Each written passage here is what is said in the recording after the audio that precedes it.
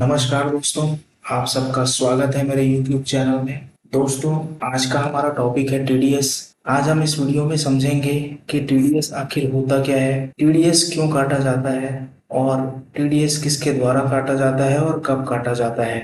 तो आइए दोस्तों, सबसे पहले हम समझते हैं कि टीडीएस आखिर होता क्या है। दोस्तों, टीडीएस का फुल फॉर्म होता है टैक्स डिडक्टेड एट सोर्स। मतलब जहां पर इनकम का सोर्स जनरेट होता है, टैक्स वहीं से काट लिया जाता है। यह गवर्नमेंट के द्वारा बनाया गया एक सिस्टम है जिसमें पेमेंट करने वाला व्यक्ति दूसरे व्यक्ति का कुछ अमाउंट काट कर गवर्नमेंट को जमा कर देता है। यह पेमेंट करने वाले व्यक्ति की जिम्मेदारी होती है कि वह दूसरे व्यक्ति का टैक्स डिडक्ट करे और फिर गवर्नमेंट को जमा करे। जो व्यक्ति टीडीएस काटता है उसे हम डिडक्टर कहते हैं और जिस व्यक्ति का टैक्स काटा जाता है उसे हम डिडक्टी कहते हैं। अगर डिडक्टी किसी कारणवश अपना पैन डिडक्टर को प्रोवाइड नहीं करता है तो टीडीएस हायर रेट से कट सकते हैं। जो भी टैक्स का अमाउंट काटा जाता है वह इनकम टैक्स डिपार्टमेंट में जमा कर दिया जाता है दूसरे व्यक्ति के पैन के अगेंस्ट। फाइनेंशियल ईयर के एंड में जब टैक्स पेयर को इनकम टैक्स पे करना होता है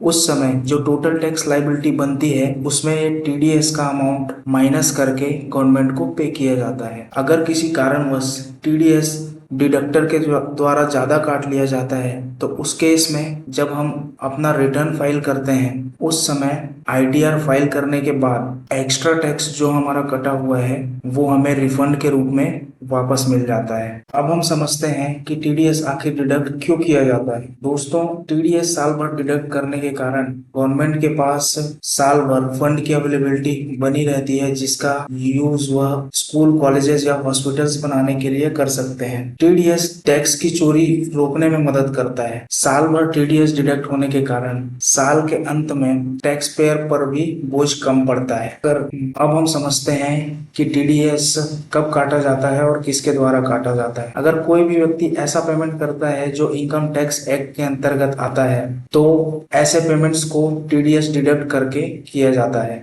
अलग अलग टाइप के पेमेंट के लिए अलग अलग टीडीएस प्रोविजन सरकार के द्वारा निर्धारित किए गए हैं और हर एक प्रकार के प्रोविजन के लिए एक थ्रेशोल्ड लिमिट फिक्स की गई है। अगर किसी भी फाइनेंशियल ईयर में पेमेंट किया गया अमाउंट उस थ्रेशोल्ड लिमिट से कम है तो टीडीएस काटने की कोई जरूरत नहीं होती। किसी भी फाइनेंशियल ईयर में यदि डिडक्टी को पे किया गया अमाउंट टैक्सेबल लिमिट से नीचे है तो उस कंडीशन में डिडक्टी डिडक्टर को फॉर्म 15G या 15H प्रोवाइड करेगा जिसमें यह लिखा होता है कि उस पर्टिकुलर फाइनेंशियल ईयर में डिडक्टी का इनकम टैक्सेबल लिमिट से नीचे है। दोस्तों, आज के लिए इतना ही। मिलते हैं नेक्स्ट वीडियो में। जय हिंद।